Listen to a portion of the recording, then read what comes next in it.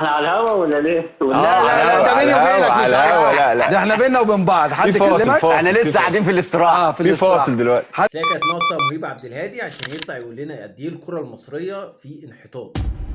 مهيب عبد الهادي بيستضيف الياس الجلاصي، والراجل قبل ما يقول تصريحاته بيساله احنا على هوا ولا لا يا كابتن؟ الراجل بيسالك سؤال صريح جدا يا كابتن مهيب، رد عليه بالحقيقه. انت والناس اللي معاك، انت والكابتن رضا عبد العال. حاول يقول الحقيقه في الاول، قال له بس بعد كده لما لقى سمير كمونه بيقول له لا، ولقى مهيب عبد الهادي بيقول لك لا، راح كمان هو قال لا. بس كابتن سمير كمونه انا متفاجئ بيك الصراحه. المهم مهيب عبد الهادي طبعا كمل في الضحكه بتاعته والاستفزاز بتاعه. شايفين الصور عامله ازاي؟ هو بيكذب على الياس الجلاصي وبيقول له ان احنا لا، احنا في فاصل اعلاني، وبيستدرج اللعب ان هو بيقول بقى معلومات اللي بقى شايفها مهمه واللي مش شايفها مهمه. مش دي مشكلتي خالص. يقول لك لعيبه الزمالك فيها ناس بياخدوا ما بيستاهلوش. لما هي مدحت عبد الهادي كلمني، كل ده عادي.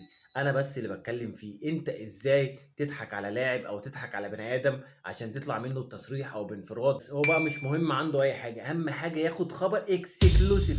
مهيب عبد الهادي خبر حصري، الزمالك فوض الياس الجلاصي، او الياس الجلاصي راح لمدحت عبد الهادي وطلب يلعب في الزمالك. خبر حصري صراحه، مش يشيرك بينزلك. الاخبار دي ما بترفعش حد وما بتعليش حد، بتنزل وبتنزلك من نظر المشاهد اللي انت فرحان ان انت جايب له يعني خبر مهم قوي. يا كابتن مهيب عيب، قدم اعلان نظيف يا اما ما تقدمش اعلان خالص. عايزك تنزل دلوقتي تكتب رايك في الكومنتات في اللي حصل من مهيب عبد الهادي ده، وده ينفع يحصل ولا لا. دي قناه الرياضيه الجديده، اعمل لايك وفولو لو مش متابعني، واستناني في فيديوهات جايه تانيه.